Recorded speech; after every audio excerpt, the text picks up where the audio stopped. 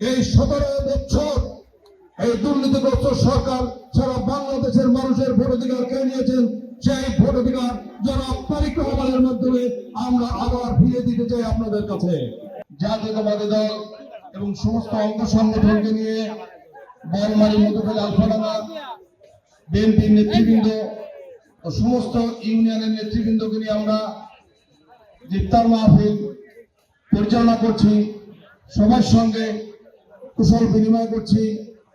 এই ইফতার মাহফিলের সংগ্রামী সভাপতি, জাতীয়তাবাদী দলের পরীক্ষিত সৈনিক, আমাদের শ্রদ্ধেয় বড় ভাই, অতি শান্তপ্রিয় নেতা জনাব খন্দকার রফিকুল ইসলাম রফিক সাহেব এই মঞ্চে উপস্থিত রয়েছেন। আর উপস্থিত রয়েছেন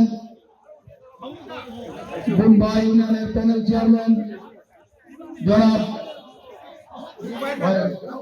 ইনায়েত হোসেন, প্যানেল চেয়ারম্যান জনাব ইনায়েত হোসেন, এবং আমাদের সঙ্গে আরো উপস্থিত রয়েছেন কেন্দ্রীয় নেতৃবৃন্দ। প্যানেল দিয়ে পূর্ণ প্যানেলে বিজয় অর্জন করেছেন আমাদের চেয়ারম্যান সাহেব, এবং আমাদের সঙ্গে আরো সম্মানিত নেতৃবৃন্দ, বিএনপি যুবদল ছাত্রদলের নেতৃবৃন্দ, এখানে মিল্টন সাহেব, কিছুদিন আগে আমাদের আজিজুল হক সাহেব। বলতে চাই, আমরা ছাত্র জীবন থেকে যারা জাতীয়তাবাদী দল করে আসছি, যুব দল করে আসছি, আজও আমাদের কোনো পরিবর্তন নেই।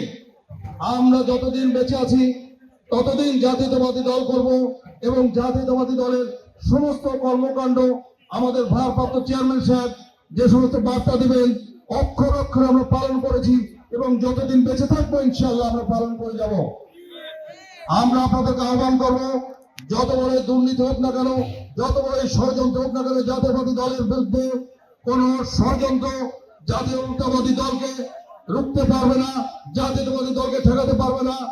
আমরা সকলে প্রতিজ্ঞাবদ্ধ আছি ইফতার মাহফিলে আল্লাহ রাব্বুল আলামিনের কাছে প্রথমে দোয়া চাইব, আমাদের দেশ নেত্রী বেগম খালেদা জিয়া যিনি সুস্থ হয়ে দেশে ফিরে আসেন, এবং আমাদের তারেক রহমান সাহেব অচিরেই বাংলাদেশে এসে সশরীরে আমাদের জাতীয়তাবাদী দল হাল ধরবেন, এবং এই তত্ত্বাবধায়ক অতি সত্বর সমস্ত ষড়যন্ত্রকে উপেক্ষা করে আমাদের নির্বাচন দিতে বাধ্য হবেন। আমি আপনাদেরকে আহ্বান করব, আপনারা কোনো অপপ্রচারে কান দেবেন না, আপনারা কোনো অপপ্রচার ভয় পাবেন না। দলের ভিতরে ঘাপটি মারা কিছু লোকজন, তারা অনেক দুর্নীতিগ্রস্ত লোকজন, চাঁদাবাজ এবং মামলাবাজ এবং মিথ্যাচার যারা করে না, এদের কোনো কথায় আপনারা কান দেবেন না। আপনারা জাতীয়তাবাদী দলের পতাকা দলে থাকবেন। আমরা শুরু থেকে বেগম খালেদা জিয়ার নেতৃত্বে যখন বড়মারিতে জাতীয়তাবাদী দল করেছি, মধুখালীতে করেছি, আলফাডাঙ্গা করেছি, আমরা এরশাদ আন্দোলনে বরিষ্ঠ নেতৃত্ব দিয়েছি। 90-91 সমস্ত ছাত্র নেতারা এখানে রয়েছেন, এখন তারা বিএনপিতে যোগদান করেছেন।